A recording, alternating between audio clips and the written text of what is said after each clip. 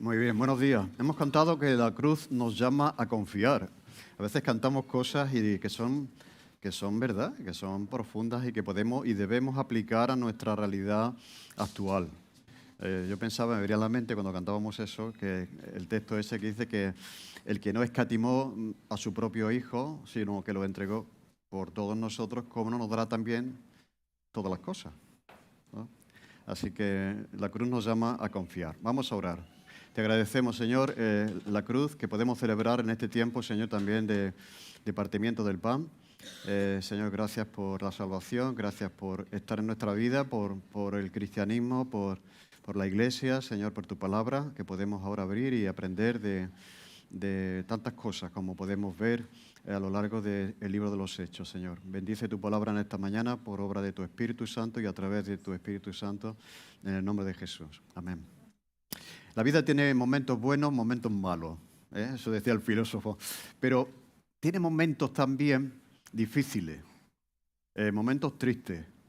Uno de esos momentos difíciles y tristes son los momentos de la despedida, de las despedidas. O sea, cuando tenemos que dejar a una hija o a un hijo en una parada de autobús o en el aeropuerto o en el tren y no les vamos a ver por mucho tiempo. Pues es un momento difícil, ¿no? El momento de la despedida. Cuando uno se jubila y deja el trabajo y tiene que despedirse de tantos amigos, de tantos compañeros con los que uno ha compartido pues, toda su vida, pues es un momento también difícil, ¿no? El momento de la despedida. Cuando tenemos que despedirnos de un ser querido que tiene una enfermedad terminal y sabemos que no vamos a volverlo a ver, pues también es un momento difícil, es un momento de la despedida. Y para Pablo estaba en un momento de despedida, estaba en el momento de la despedida del apóstol Pablo de los hermanos que tanto ha querido, porque los llevó al Señor, y entonces pues es un momento en el que él tiene que despedirse porque no va a volver a ver a estos hermanos nunca más, ¿de acuerdo? Así que vemos aquí lo que vamos a ver hoy, pues vemos el momento de la despedida, ese momento difícil para Pablo y también pues, para la iglesia de la que se está despidiendo, específicamente a través de los ancianos, de los responsables de la iglesia. Este momento de la despedida ocurre en Mileto. Vamos a ver el mapa aquí para que veamos el proceso. Estuvimos la semana pasada viendo lo que pasó aquí, y entonces Pablo no quiere pararse en Éfeso porque sabe que se va a retrasar, porque hay gente muy querida que lo van a invitar a casa a comer, quédate a dormir, y se va a retrasar porque quiere llegar a Jerusalén lo antes posible. Entonces llega hasta aquí y entonces pide que por favor vengan los ancianos, los responsables de la iglesia de Mileto aquí, porque él quiere despedirse de ellos, ¿de acuerdo? No quiere marcharse sin despedirse de la iglesia de Éfeso. Así que lo que vamos a leer ocurre ahí en Mileto. ¿De acuerdo? Vamos a ir al texto, el libro de los Hechos, capítulo 20, versículo 17 al 38. Dice, enviando pues desde Mileto a Éfeso, hizo llamar a los ancianos de la iglesia, y cuando vinieron a él les dijo, vosotros sabéis cómo me he comportado entre vosotros todo el tiempo desde el primer día que entré en Asia, sirviendo al Señor con toda humildad y con muchas lágrimas y pruebas que me han sobrevenido por las asechanzas de los judíos. Como nada que me fuese útil he rehuido anunciaros y enseñaros públicamente y por las casas, testificando a judíos y a gentiles acerca del arrepentimiento para con Dios y de la fe en nuestro Señor Jesucristo. Ahora he aquí ligado yo en espíritu, voy a Jerusalén sin saber lo que allá me ha de acontecer, salvo que el Espíritu Santo por todas las ciudades me da testimonio diciendo que me esperan prisiones y tribulaciones. Versículo 24, pero de ninguna cosa hago caso ni estimo preciosa mi vida para mí mismo, con tal que acabe mi carrera con gozo y el ministerio que recibí del Señor Jesús para dar testimonio del Evangelio de la gracia de Dios. Y ahora he aquí, yo sé que ninguno de vosotros, entre quienes he pasado predicando el reino de Dios, verá más mi rostro. Por tanto, yo os protesto en el día de hoy que estoy limpio de la sangre de todos, porque no he rehuido anunciaros todo el consejo de Dios. Por tanto, mirad por vosotros y por todo el rebaño que el Espíritu Santo os ha puesto por obispos para apacentar la iglesia del Señor, la cual él ganó por su propia sangre. Porque yo sé que después de mi partida entrarán en medio de vosotros lobos rapaces que no perdonarán al rebaño. Y de vosotros mismos se levantarán hombres que hablen cosas perversas para arrastrar tras de sí a los discípulos. Por tanto, velad, acordaos que por 3 años, de noche y de día, no he cesado de amonestar con lágrimas a cada uno. Y ahora, hermanos, os encomiendo a Dios y a la palabra de su gracia, que tienen poder para sobreedificaros y daros herencia con todos los santificados. Ni plata, ni oro, ni vestido de nadie he codiciado, Antes vosotros sabéis que para lo que me ha sido necesario a mí y a los que están conmigo, estas manos me han servido. En todo os he enseñado que trabajando así se debe ayudar a los necesitados y recordar las palabras del Señor Jesús que dijo, más bienaventurado es dar que recibir. Cuando hubo dicho estas cosas, se puso de rodillas y oró con todos ellos. Entonces hubo un gran llanto de todos y echándose al cuello de Pablo le besaban, doliéndose en gran manera por la palabra que dijo de que no verían más su rostro, y le acompañaron al barco. Es el momento de la despedida del apóstol Pablo, de una iglesia que él había fundado, donde había estado 3 años de su vida. Muchos de ellos, como decía, fueron llevados al Señor por el ministerio del apóstol Pablo. Y vamos a ver ese momento duro y difícil de la despedida, en la que muchas veces no sabemos qué decir. Es que no me gustan las despedidas, no sé qué decir, pero aquí vemos lo que dijo Pablo cuando se despidió de unos hermanos a los que les dijo que no le volverían a ver más, ¿no? Así que este pasaje lo podemos dividir en 2 partes, en 2 bloques. La primera parte, capítulo 20, versículo 17 al 27, es su despedida, pero la segunda parte es una exhortación que él hace a los responsables de la iglesia de Éfeso, capítulo 20, versículo 28 al 38. ¿De acuerdo? Entonces dice en el versículo 17 que enviando pues desde Mileto a Éfeso, hizo llamar a los ancianos de la iglesia. Este es un texto interesante porque enseña varias cosas. Está dirigido esta despedida específicamente a los ancianos de la iglesia de Éfeso, que decíamos que iba a ser una iglesia clave en el desarrollo del cristianismo en toda esa zona del mundo. Por lo cual vemos que existe el liderazgo en la iglesia del Nuevo Testamento. Hay algunas personas que dicen, esto del liderazgo, que no. O sea, ese liderazgo político que se señorea de la gente no existe. Pero un liderazgo enfocado en el servicio a la comunidad, a los hermanos, es algo evidente en el libro de los Hechos. Llama a los ancianos. Por lo tanto, esa iglesia tenía ancianos y todo el mundo sabía quiénes eran. No fue toda la iglesia a despedirse de Pablo. Fue el grupo de responsables, ¿de acuerdo?, de ancianos a los que él está convocando. Por lo tanto, esa es una primera cosa que vemos en el Nuevo Testamento, en el libro de los Hechos. Existe el liderazgo en la iglesia del Nuevo Testamento. En segundo lugar, otra cosa que vemos en relación al liderazgo es que vemos que es un liderazgo plural, de varias personas, no de una persona sola. No vemos en el Nuevo Testamento una iglesia que solamente tenga una persona de responsable, nada más, ¿no?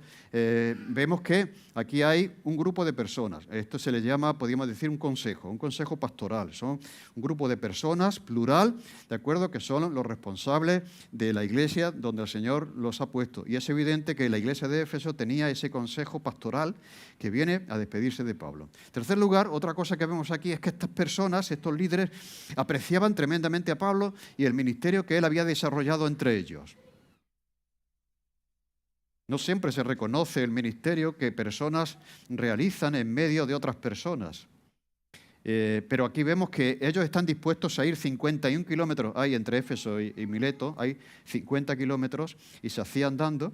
Si están dispuestos a ir caminando 50 kilómetros para despedirse de alguien, tú irías a despedirte de alguien andando 50 kilómetros, tiene que ser muy querido, muy apreciado para ti. Para hacer ese gesto, pues ellos cogieron, cuando fueron convocados a esa reunión con Pablo, caminaron 50 kilómetros. Era un grupo de ancianos, de responsables que apreciaban tremendamente al apóstol Pablo y como vemos al final lloran de una manera tremenda, se echan sobre su cuello porque no le van a volver a ver, ¿de acuerdo? Así que vemos eso ya en el primer versículo. Pero vamos a la primera parte, el mensaje del apóstol Pablo en su despedida. Y el énfasis que vemos aquí es cómo él se ha comportado en medio de ellos estos 3 años, todo este tiempo. Dice, vosotros sabéis cómo me he comportado entre vosotros todo el tiempo, desde el primer día que llegué a Asia, porque Éfeso está en esa zona, y sirviendo al Señor con toda humildad, con muchas lágrimas, y pruebas que me han venido por las asechanzas de los judíos, y como nada que fuese útil, he rehuido de anunciaros y enseñaros públicamente y por las casas, testificando a judíos y a gentiles acerca del arrepentimiento para con Dios y de la fe en nuestro Señor Jesucristo. Mira, resume Pablo su ministerio, su tiempo entre ellos, a un comportamiento, no a un comportamiento. Dice, vosotros habéis podido ver con vuestros ojos, con vuestros propios ojos, cómo me he comportado en medio de vosotros. Por lo tanto, él está apelando no a una idea, no a cómo debe ser, sino a cómo ha sido que ha podido ser comprobado y ser visto por los ojos de cada uno de ellos. Esto es el testimonio que Pablo había dado y que ellos habían podido ver cuando estuvo entre ellos. Y lo primero que vemos ahí es que ellos vieron su servicio. El servicio tiene que verse. Vosotros habéis visto mi testimonio, mi comportamiento entre vosotros, cómo os he servido. O sea, un servicio que no se percibe por la vista no es servicio. O sea, vosotros habéis visto cómo he servido, os he estado sirviendo a vosotros y hacerlo con toda humildad. Con toda humildad. La humildad en el servicio. En segundo lugar, dice, vosotros habéis visto también mis tribulaciones y mis pruebas, el sufrimiento que he padecido y las muchas lágrimas que había derramado. O sea, era evidente también por la Iglesia, pues lo que le costaba a Pablo mantener ese testimonio y ese servicio.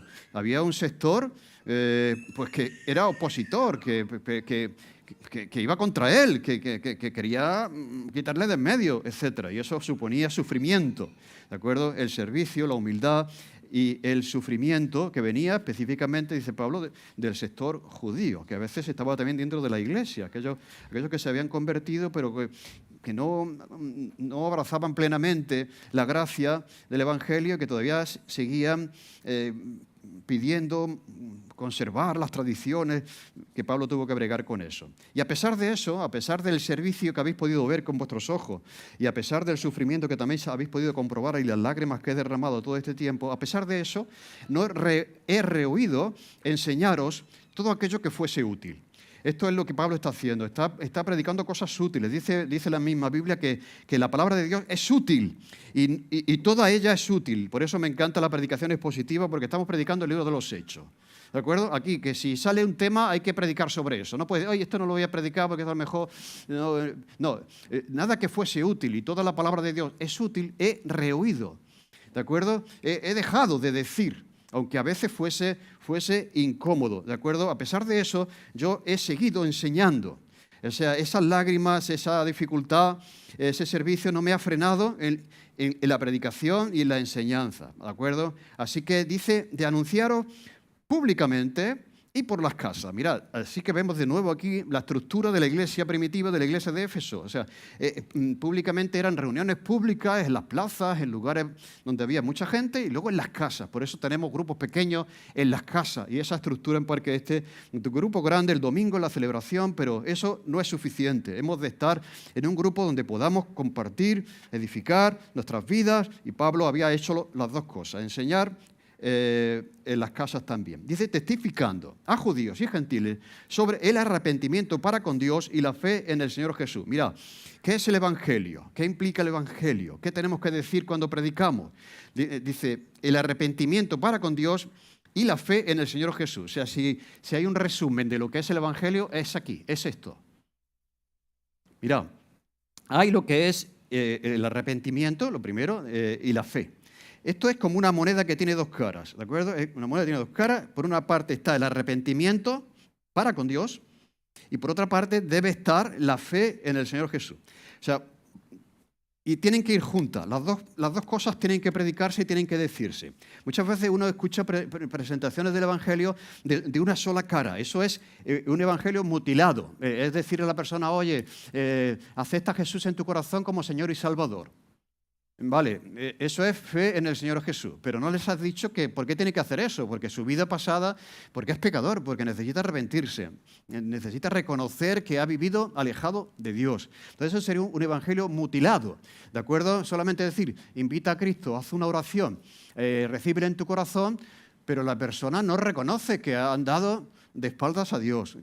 La necesidad de arrepentimiento. La primera palabra que Jesús utilizó cuando Él empezó a predicar públicamente fue arrepentíos. Porque el reino de los cielos se ha acercado. Por lo tanto, este es el Evangelio. Una primera parte es reconocer que hemos vivido sin Dios y que así nos ha ido. ¿De acuerdo? Que somos pecadores, que necesitamos de Dios, de su perdón y de su gracia, de su poder en nuestra vida.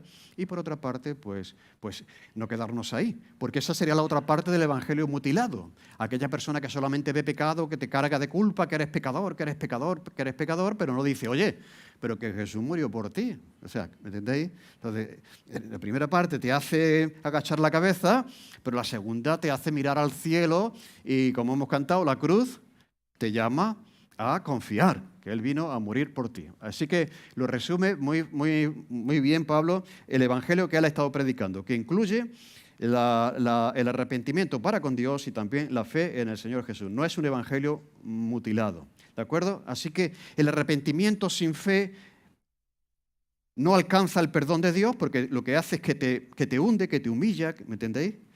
No terminas por recibir lo que Dios te va a ofrecer cuando te arrepientes. Señor, varones, ¿qué haremos después del mensaje de Pedro? Arrepentíos, para que podáis recibir del Señor tiempo de refrigerio, ¿de acuerdo?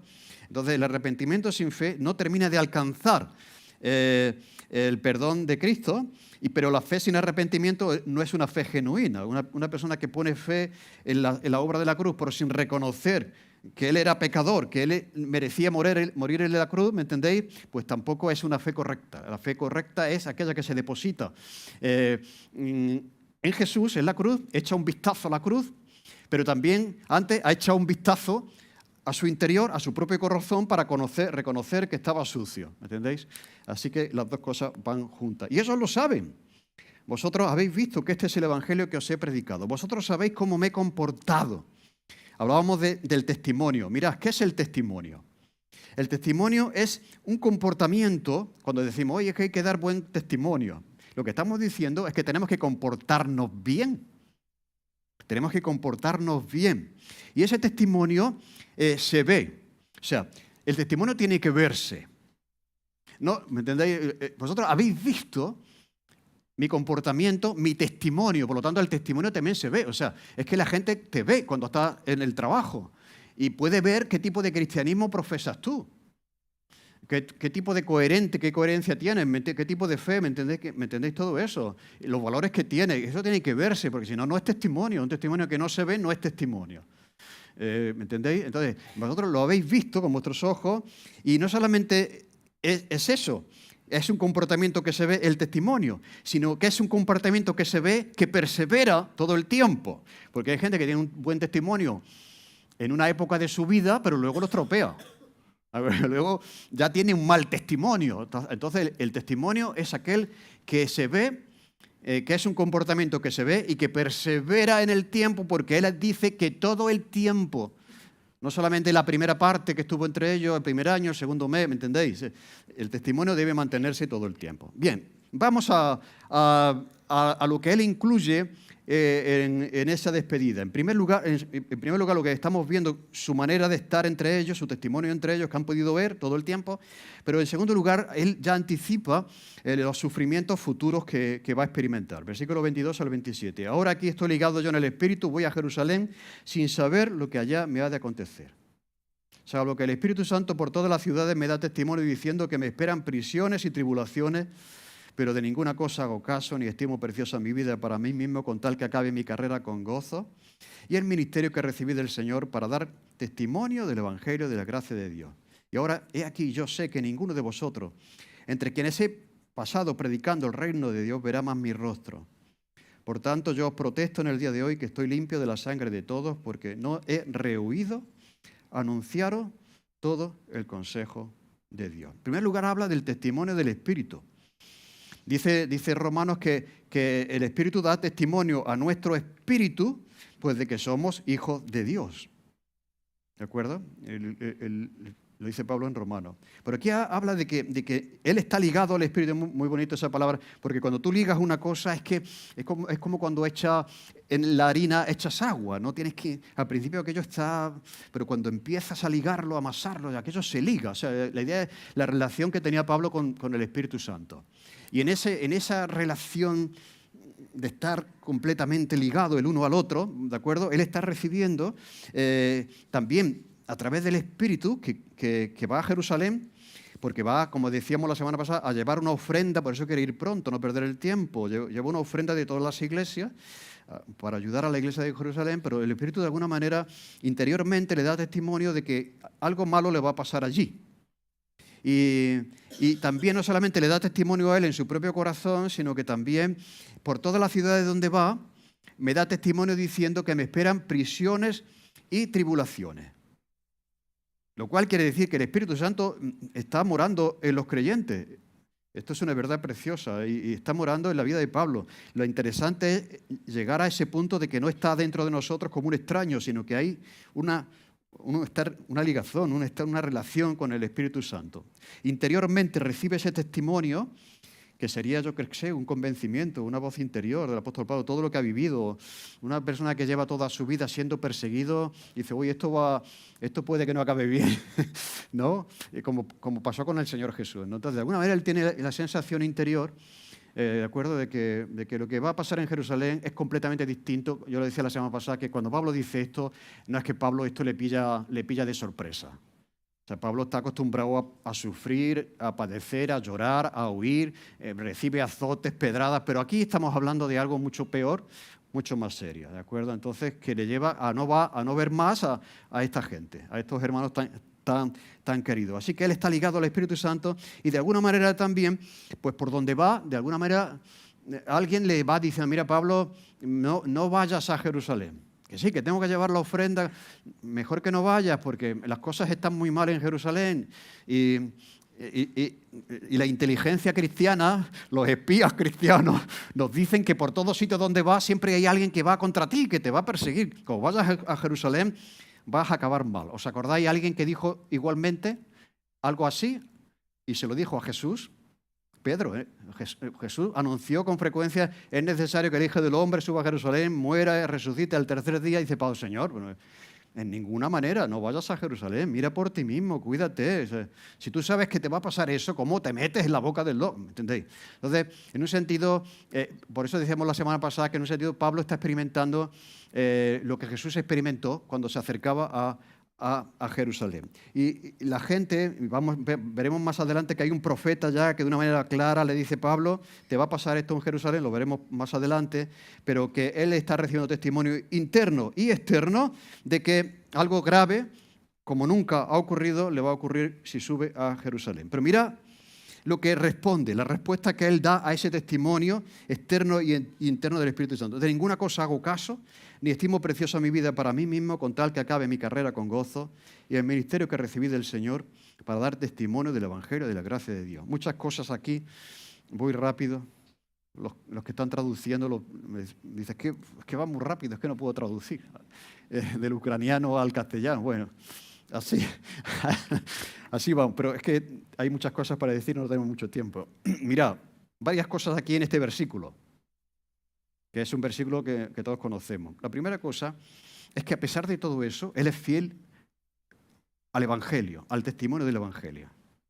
En los momentos de adversidad, él no se hunde, no da marcha atrás, no abandona, ni en ninguna cosa hago caso, dice, aunque sé que lo que va a pasar. Así que eso en primer lugar. A pesar de todo eso, él sigue predicando aquello que el Señor le ha pedido que predique. En segundo lugar, Pablo hace una distinción entre su vida personal, su vida privada, esto que se dice hoy, no es que mi vida, ¿no? O mi carrera, ¿no? Todo eso, y la carrera que él tiene que correr, que entiende que es el ministerio que tiene que cumplir. ¿De acuerdo? Así que Pablo tiene una vida, pero tiene una carrera que tiene que terminar y que tiene que cumplir. Y esa carrera es que el Señor mismo, cuando Él se convirtió, le dijo que muchas cosas tenía que sufrir por causa del nombre de Jesús y que Él iba a ser enviado y va a ser un instrumento en las manos del Señor para alcanzar a muchas personas y a los gentiles. Así que vemos aquí que entre su vida personal y la carrera que tiene que correr hay una tensión. Muchas veces entre nosotros, pero no en Pablo. Pablo lo tenía muy claro. O sea, esta segunda cuestión, la carrera que tiene que correr, tiene prioridad sobre su vida personal. Y esto ya es revolucionario, o sea, porque todo el mundo corre la carrera de su vida personal, de su proyecto de vida. ¿Me entendéis? Entonces él dice, ni estimo preciosa mi vida con tal de que acabe mi carrera con gozo. Y dice él, voy a Jerusalén, no sé lo que allí me va a pasar, salvo que el Espíritu me da testimonio de que me esperan prisiones. ¿Y cómo responde a eso? De ninguna cosa hago caso, no hago caso de eso. Ni estimo mi vida preciosa, ni valoro mi vida más importante que todos los demás. Para mí mismo, dice, con tal de que acabe mi carrera con gozo. Mirad, Pablo es extraordinario. No es como aquella gente, aquellas personas que abandonan la carrera si eso implica dificultades. O sea, en el momento que estás corriendo la carrera del Señor, ¿no? El ministerio que recibiste del Señor. Y yo creo que todos tenemos una carrera que correr en este sentido. ¿De acuerdo? Entonces, pero Pablo no es como aquello que, es que esto me va a ocupar mucho tiempo y esto va a suponer, o sea, bórrame, no cuentes conmigo. Es venirse un poco abajo cuando vienen las dificultades y los problemas, ¿de acuerdo? Pero Pablo no es así. Pablo no es tampoco como aquellos que piensan que es más importante la comodidad personal, hombre, tu propia vida y tal, que el ministerio que recibiste del Señor. Ahora, yo sé que esto nos sacude, ¿eh? O sea, mucha gente fuera lo que corre es la carrera de su profesión y de su propia vida. O sea, es mi vida y voy a aprovecharla, voy a disfrutarla, es su carrera. Pero resulta que cuando eso lleva a la ruina, pero ahora cuando tú te conviertes, el Señor te dice, mira, tú has estado corriendo para esto, para el dinero, para el éxito, para, no sé, tu propia carrera. Además, la gente dice, es mi carrera, esta es mi carrera. Pero ahora te voy a dar otra carrera diferente, que no es la tuya, sino que es la mía. Te voy a dar un ministerio, ¿de acuerdo?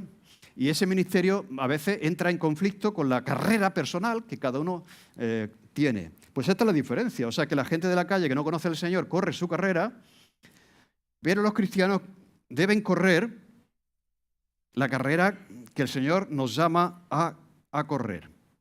Y aquí hay una decisión que tenemos que tomar. Podemos anteponer la carrera que el Señor nos llama a correr con nuestra carrera personal. Así que tenemos que decidir qué carrera vamos a correr. O sea, cuando Pedro le dice a Jesús, Señor, no subas a Jerusalén porque vas a morir, como estás diciendo, mira por ti mismo. Cuando estas personas dicen, Pablo, en Jerusalén te van a venir problemas, y Pablo dice, no me importa, con tal de que acabe mi carrera, pues él está optando no por su propia carrera personal, que le sugeriría, mira, vete de vacaciones, vete a las islas griegas que están aquí cerca, cógete un crucero y piérdete. No vayas a Jerusalén, vas a subir allí para pasar, ¿me entendéis? Pero dice, todo eso no me importa. Porque me importa más acabar la carrera que el Señor me ha llamado a correr.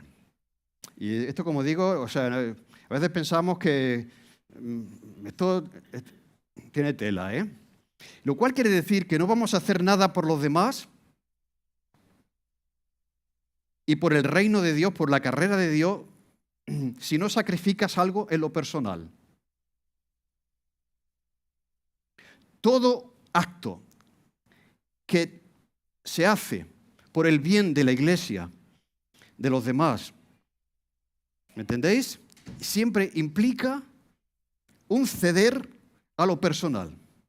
Mira, todo servicio que se hace en el mundo cuesta.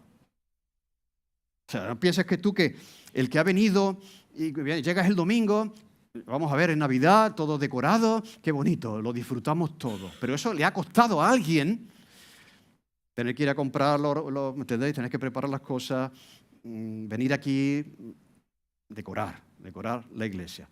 No hay servicio que no cueste. De hecho, si algo no te cuesta, no es servicio. ¿De acuerdo? O sea, el servicio siempre cuesta.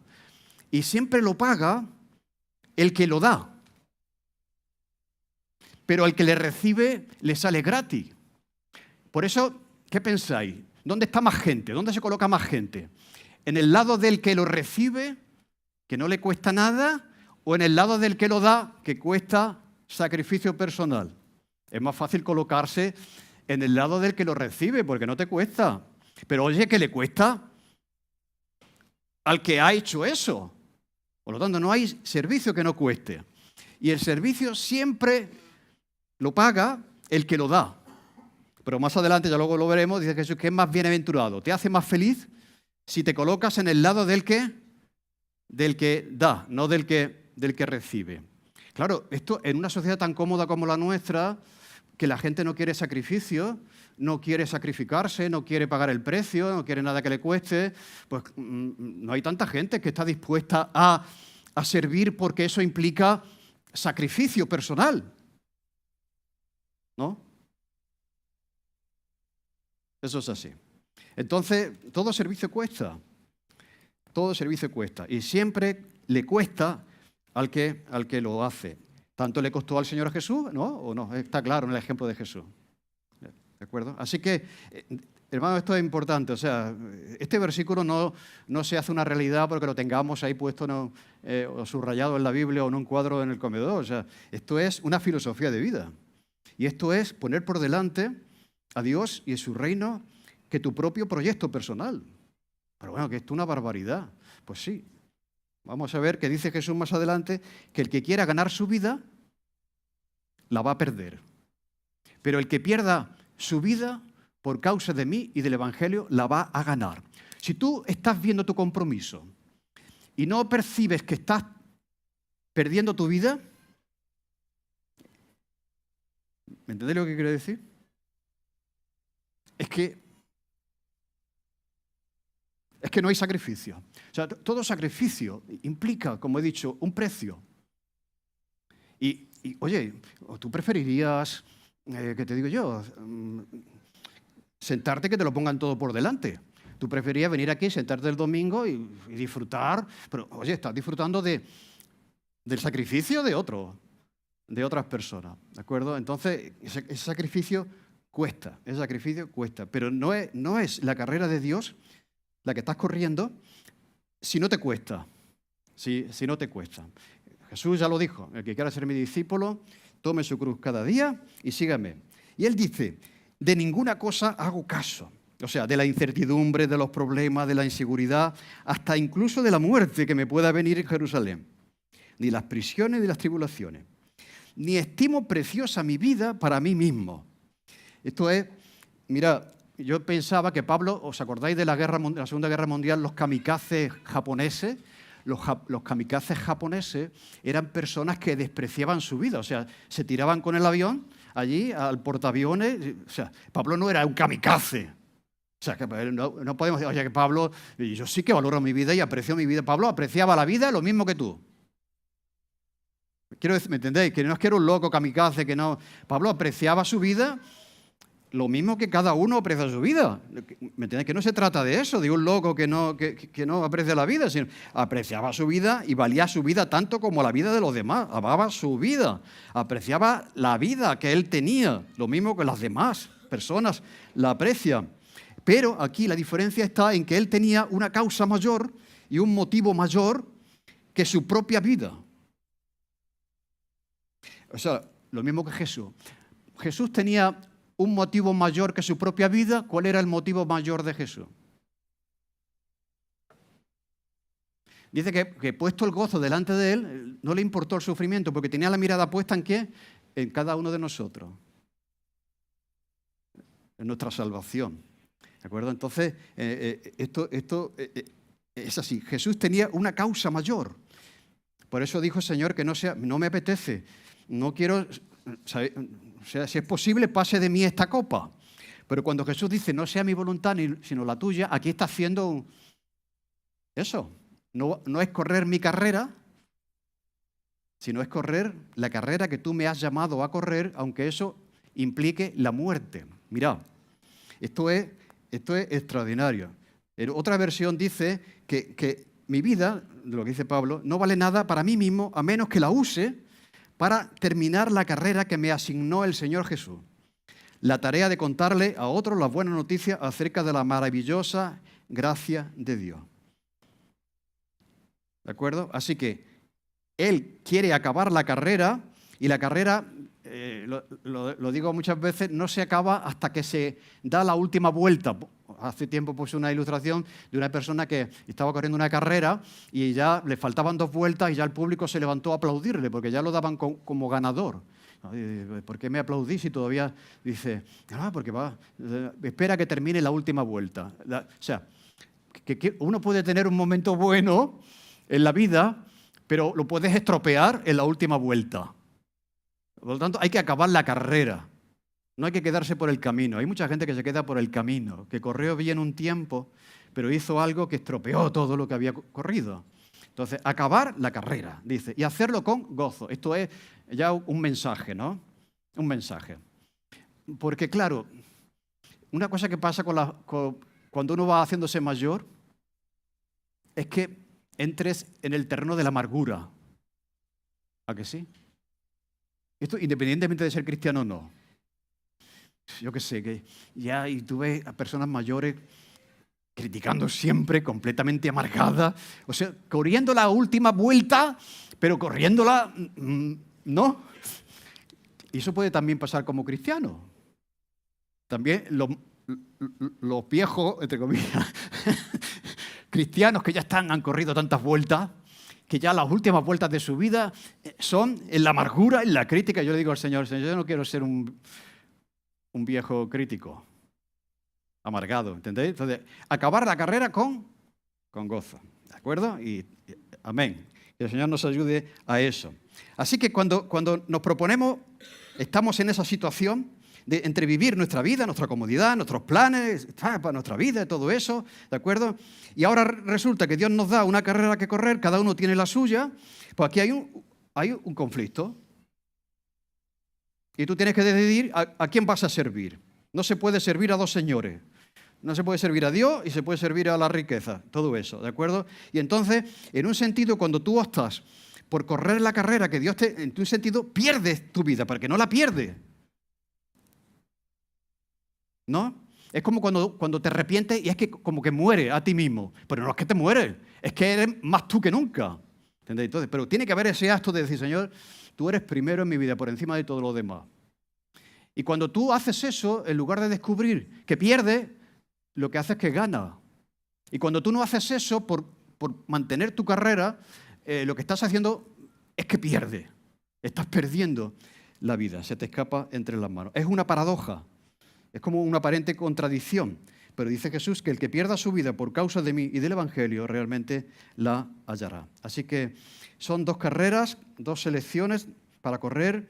No se pueden correr las 2 a la vez, o estás corriendo una o estás corriendo otra. Pero resulta que cuando corre la carrera del Señor, estás corriendo la carrera mejor que una persona puede correr. No estás viviendo para tu causa personal, sino por una causa mayor que no eres tú, por la que merece la pena hasta morir. Hoy día se dice, oye, hace falta identificar una causa, una razón para vivir. Mira, como la causa y la razón para vivir sea, eso lo vemos en lo famoso, el éxito personal, el prestigio personal. El otro día Manuel Carrasco estaba hablando del disco que ha sacado, ayer lo sacó. Dice, aquí está mi propia vida, aquí está mi vida entera. Dice, porque claro, tengo que responder a las expectativas de mi público que me sigue.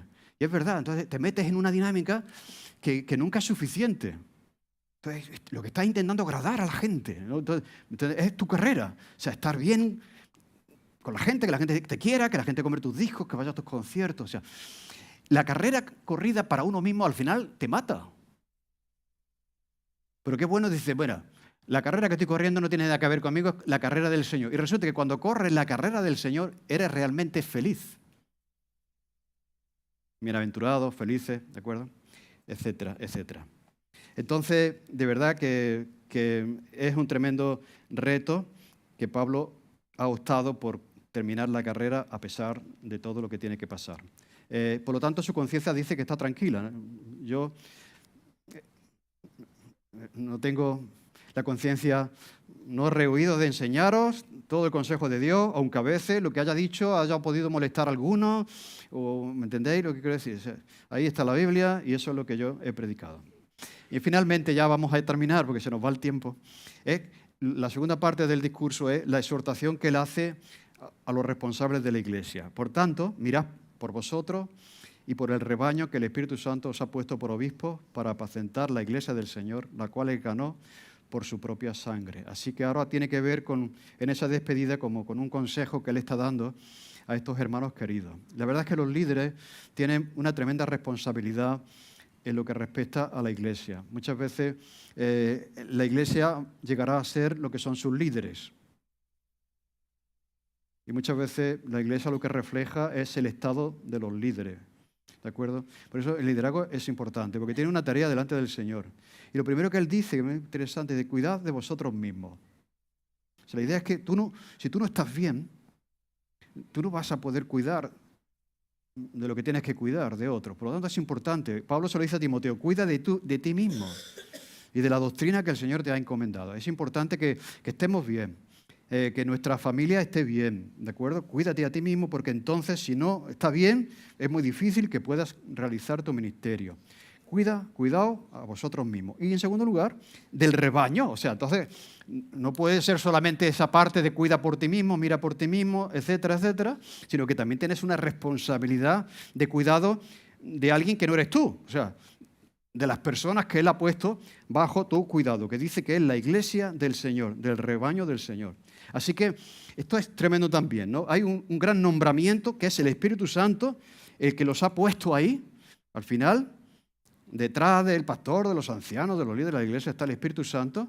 Él ha puesto a cada uno de vosotros ahí, ¿de acuerdo? Y hay una responsabilidad que es cuidar, alimentar, proteger a la iglesia y al rebaño de Dios. Y hay una posesión, dice, la iglesia es de Dios. O sea, que nadie diga, la iglesia es mía. Muchas veces decimos, es que mi iglesia, a veces los pastores dicen, mi iglesia no es tuya, es la iglesia del Señor, ¿de acuerdo? Y Él te la ha encomendado y te va a pedir cuentas un día de lo que has hecho con eso que Él te ha encomendado, ¿de acuerdo? Que es su rebaño que Él ganó con su propia sangre. Por lo tanto, eso es una responsabilidad. En segundo lugar, vigilad.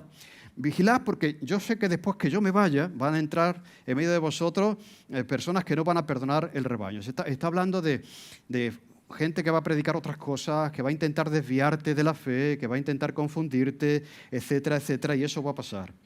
Y no solamente de fuera, sino también de dentro. Y dentro de vosotros también van a surgir personas perversas que van a arrastrar a los discípulos. Así que esa es otra responsabilidad que tenemos y es de vigilad nuestra posición doctrinal, lo que creemos, lo que enseñamos, lo que predicamos, ¿no? Y cuando haya algo que sea extraño, cuando algo no se ajuste a la verdad de Dios, oye, eso no es bíblico, eso no está en la Biblia, eso no es correcto, ¿me entendéis? Esa tarea, ¿no? Porque esto va a pasar. La iglesia va a estar sometida continuamente a este tipo de cosas, ¿no? Y Pablo dice, acordaos que yo os he estado exhortando por 3 años seguidos, de noche y de día, y amonestaros con lágrimas de que tengáis cuidado con esto. Y finalmente les encomienda al Señor. Así que, hermanos, os encomiendo a Dios y a la palabra de su gracia. Pablo ha estado hasta ahí. Ha estado 3 años, ha podido estar con ellos, escucharle, ir a sus casas, tomar un café, todo eso, ¿no? Pero ahora ya no está. Bueno, entonces, ¿en quién confiamos? ¿En quién descansamos? Mira, en Dios. La iglesia muchas veces tiene que asumir retos, bueno, y vamos a confiar en Dios, ¿de acuerdo? Es la iglesia del Señor. Dice, os encomiendo a Dios y a la palabra de su gracia. Así que son las dos cosas que necesitamos para ir adelante, a Dios y su palabra, ¿de acuerdo? Que es suficiente para sobreedificarnos. ¿Qué quiere decir? Llevar adelante nuestro crecimiento para que crezcamos y sigamos avanzando hasta que estemos ya con el Señor. ¿De acuerdo? Y en segundo lugar, después de esa encomendación a Dios, también habla de otro aspecto que es muy interesante de cómo Él ha concebido el ministerio. Dice, ni plata, ni oro, ni vestido de nadie he codiciado. Antes vosotros sabéis que para lo que me ha sido necesario, a mí y a los que están conmigo, estas manos me han servido.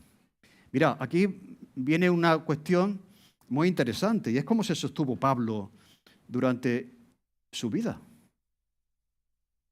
Si el Señor le llama a hacer lo que hizo, ¿cómo vivía Pablo? ¿No? Eso muchas veces la gente, ¿cómo viven los pastores? Se preguntan, oye, ¿cómo viven los pastores? Bueno, vamos a ver cómo lo hizo Pablo. Oye, ¿cómo vive Jesús? Jesús estuvo un tiempo siendo carpintero y tal, pero hubo un momento que dejó el oficio y se dedicó plenamente a predicar el Evangelio, el reino de Dios. ¿Cómo vivió Jesús? Pues bueno, sabemos que Judas tenía una bolsa y por los sitios donde iba Jesús había sobre todo mujeres importantes que ofrendaban para que Jesús pudiese vivir, o sea, para poder llegar a un sitio, comprar comida, y Judas era el que administraba esa bolsa, que era una colecta que se iba recibiendo de la generosidad de las personas que eran beneficiadas con el ministerio de Jesús. Pero llega aquí Pablo, es curioso, que Pablo dice esto a la iglesia de Éfeso, y lo dijo, si vamos a Corintios, él dice, mira, yo teniendo el derecho de que vosotros me apoyarais económicamente, renuncié a ese derecho, porque el obrero es digno de su salario, y no pondrá bozal al buey que trilla. Pero como veo que vosotros no tenéis ese corazón, prefiero hacer tiendas. O sea, Pablo entendía que el apoyo a los pastores, a las personas que están a todo tiempo, tiene que salir del corazón. Y que si no sale del corazón, mira, estas manos me han servido. Como hizo en Corinto. Que Pablo llegó a Corinto, ¿de acuerdo? Venía de Filipos y entonces pues empezó a hacer tiendas. A ganarse, estas manos me han servido. Y probablemente también, como estamos diciendo aquí, él no ha sido apoyado tampoco por la iglesia de Éfeso. No porque no lo requiriera, porque era su derecho. O sea, dice, yo he estado predicando el Evangelio. Y dice en Filipenses, vamos a leer un pasaje en Filipenses, que dice lo siguiente, dice, y sabéis también vosotros, esto es de la iglesia de Filipos, oh filipenses, que al principio de la predicación del Evangelio, cuando partí de Macedonia, ninguna iglesia participó conmigo en razón de dar y de recibir, sino vosotros solo. ¿De acuerdo? Pues aún a Tesalónica me enviasteis una y otra vez para mis necesidades. Quiere decir que Pablo, cuando llegó a Filipos, os acordáis que había una mujer allí, que era Lidia, la vendedora de púrpura, el carcelero que se convirtieron, y cuando Pablo salió de allí, la iglesia le dio dinero para que él pudiese seguir adelante con su ministerio.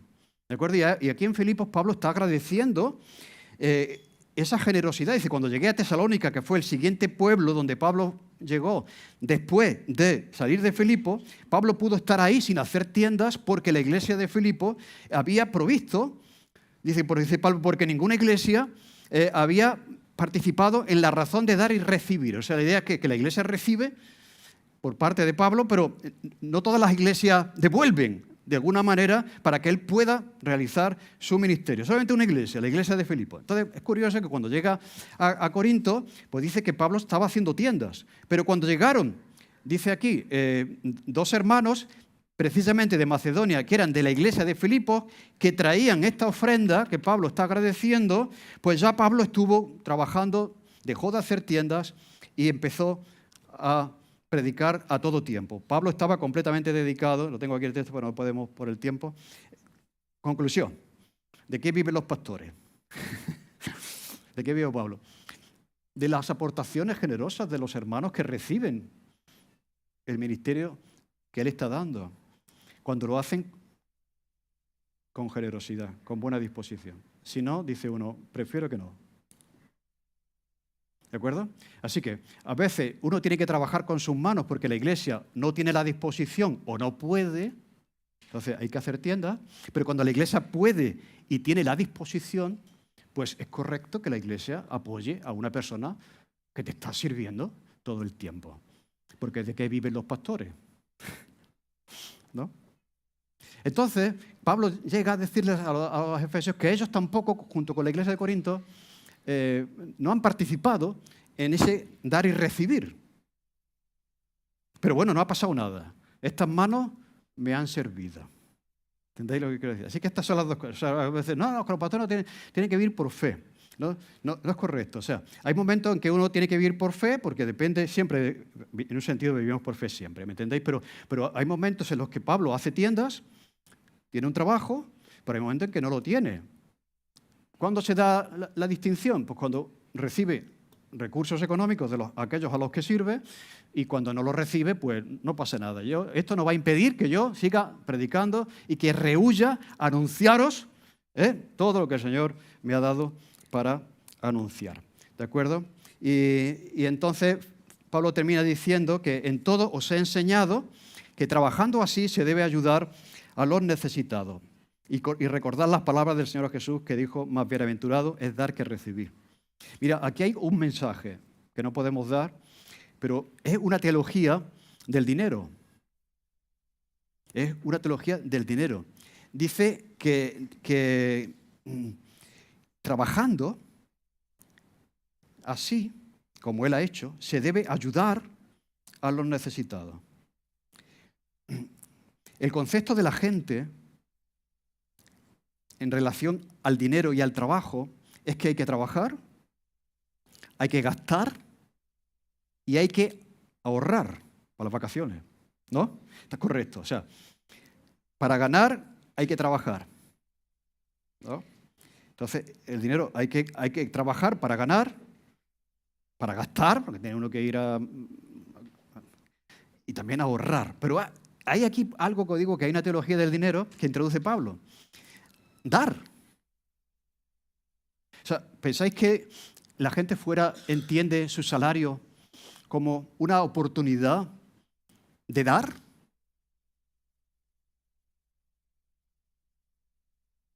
Esto es algo introducido por el cristianismo, ¿no? O sea, que el cristianismo ve el trabajo como una manera de cambiar el mundo. No solamente de cambiarte a ti para que vivas mejor. Ese dar es revolucionario. O sea, porque introduce otro elemento en ese trabajar, ganar, gastar y ahorrar. Dar. Bien, le estamos diciendo a los novios que esta tarde tenemos una reunión, que es muy importante que ellos definan bien este tema económico del dinero, cómo vamos a manejar el dinero. Y que incluyan en ese presupuesto una parte para contribuir a la Iglesia y al reino de Dios. Y en esa parte que decidan cuánto vamos a dar.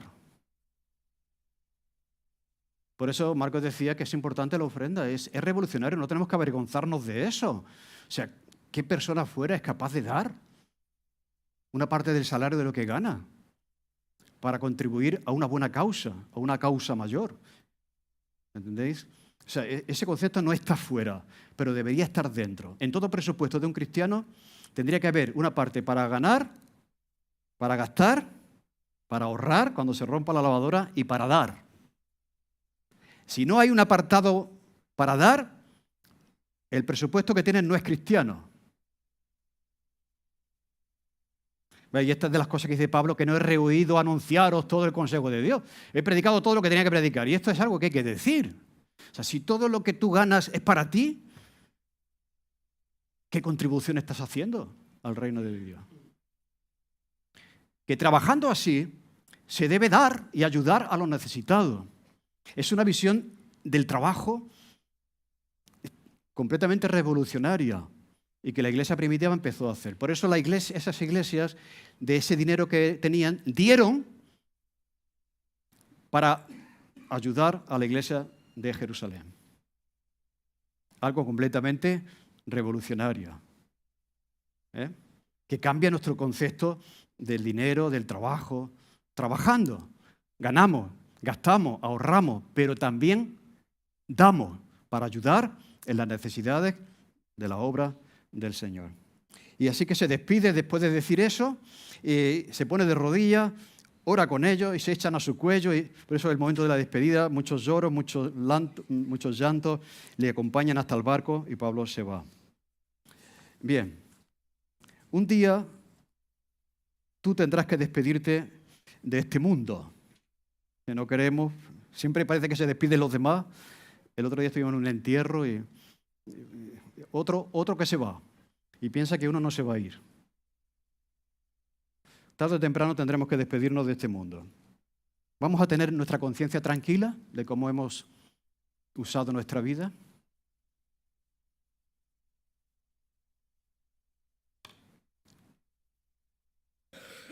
¿Hemos desperdiciado nuestra vida? ¿O la hemos vivido para algo mayor que nosotros mismos? Cuando uno vive para esa causa mayor que tú mismo, no pierdes sino ganas. Y eres feliz y bienaventurado. ¿Habríamos sido como Pablo, de esos que se dan, que dan esa causa mayor será la causa de la iglesia donde Dios te pone, aportando, ayudando, contribuyendo, sirviendo. Aunque tengas que pagar el precio, todo servicio implica pagar un precio. Y podremos decir como Pablo, de ninguna cosa hago caso, ni estimo preciosa mi vida para mí mismo, con tal que acabe mi carrera con gozo. Y el ministerio que recibí del Señor Jesús para dar testimonio del Evangelio, de la gracia de Dios. Y estaba hablando de morir, ¿no? Así que esto, por la obra de Dios, el ministerio del Espíritu Santo en nosotros, pues queremos vivirlo y queremos hacerlo como Pablo hizo. Acabar la carrera y acabarla con gozo. Y decir, Señor, como Jesús, Padre, ¿qué dijo Jesús? Padre, he acabado la obra que me diste que hiciese. Me has puesto aquí para esto. Y Pablo, Señor, tú me has puesto aquí para esto. Y en eso he estado. Y esto es lo que he hecho. Y he terminado la carrera. Pues vale, vamos a correr esa carrera con la ayuda del Señor. Amén. Porque de verdad ahí está la felicidad. Ahí está la felicidad. Amén. Señor, gracias porque es un reto grande para nosotros hoy, tu palabra, esa despedida de Pablo, una vida completamente entregada y dedicada a tu carrera, a tu servicio, Señor, y el bien que él pudo hacer, no solamente a la iglesia de Éfeso y a otras iglesias que fundó, sino al mundo entero. Estamos aquí por el sacrificio, por el servicio, porque Pablo corrió esa carrera, si no, no estaríamos, Señor. Al igual que Jesús. Si Jesús no va a la cruz, no estaríamos aquí. Señor, ayúdanos a diferenciar estas carreras y la carrera que estamos corriendo. Y ayúdanos a ser como Pablo, Señor. Y asístenos, ayúdanos a seguir corriendo con tu ayuda, con tu asistencia, con el poder de tu Espíritu y hacerlo con alegría y con gozo. En el nombre de Jesús. Amén. Muy bien, vamos a pasar a la cena del Señor. Quisiera dejar un momento de reflexión en base a lo que hemos escuchado.